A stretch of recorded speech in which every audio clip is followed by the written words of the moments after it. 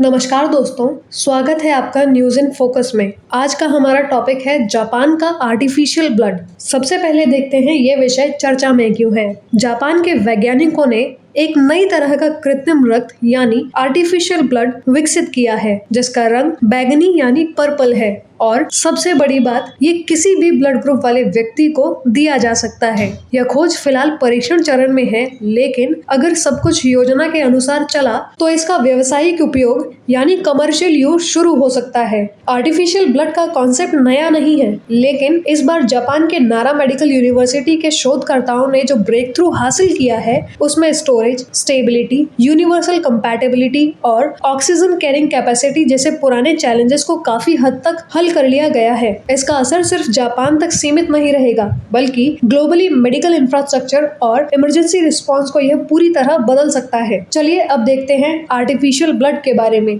क्या है ये बैंगनी रक्त? HBVS के नाम से जाने जाने वाला यह कृत्रिम रक्त बैंगनी रंग का होता है। यह आर्टिफिशियल ब्लड एक सिंथेटिक हीमोग्लोबिन सॉल्यूशन से बनता है। हीमोग्लोबिन एक प्रोटीन है जो रेड ब्लड सेल्स में पाया जाता है और ऑक्सीजन को शरीर के विभिन्न हिस्सों तक ले जाने का काम करता है। जापानी वैज्ञानिकों ने एक ऐसे मॉलिक्यूल का उपयोग किया है जो ऑक्सीजन को बाइंड भी करता है और काफी स्टेबल भी रहता है। इसी कारण से इसका रंग लाल नहीं बल्कि बैंगनी है। क्या ये सभी को दिया जा सकता है?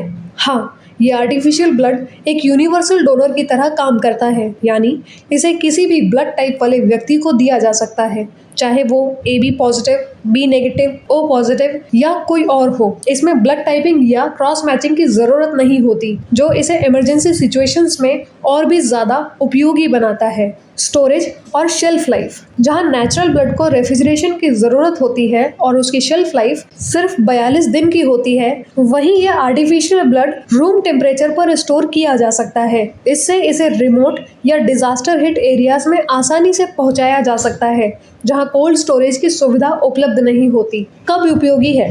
सड़क दुर्घटना, युद्ध क्षेत्र, ग्रामीण इलाकों, ऑपरेशन या ट्रांसप्लांट के समय। ऐसे देश जहां ब्लड बैंक्स तक पहुंच सीमित है, वहां ये लाइफ सेविंग साबित हो सकता है। चलिए देखते हैं आज का आपका अभ्यास प्रश्न। आर्टिफिशियल ब्लड के संदर्भ में निम्नलिखित कथनों पर विचार कीजिए। कथन 1, आर्टिफिशियल ब्लड केवल O नेगेटिव ब्लड ग्रुप वाले लोगों को दिया जा सकता है। कथन 2, इसके संक्रमण यानी पैथोजन ट्रांसमिशन का खतरा प्राकृतिक रक्त की तुलना में कम होता है।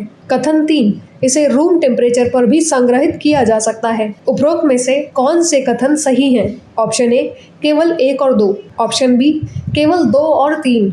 ऑप्शन सी, केवल 1 और 3। ऑप्शन डी, 1, 2 और 3। अपना उत्तर हमें कमेंट करके अवश्य बताएं। धन्यवाद।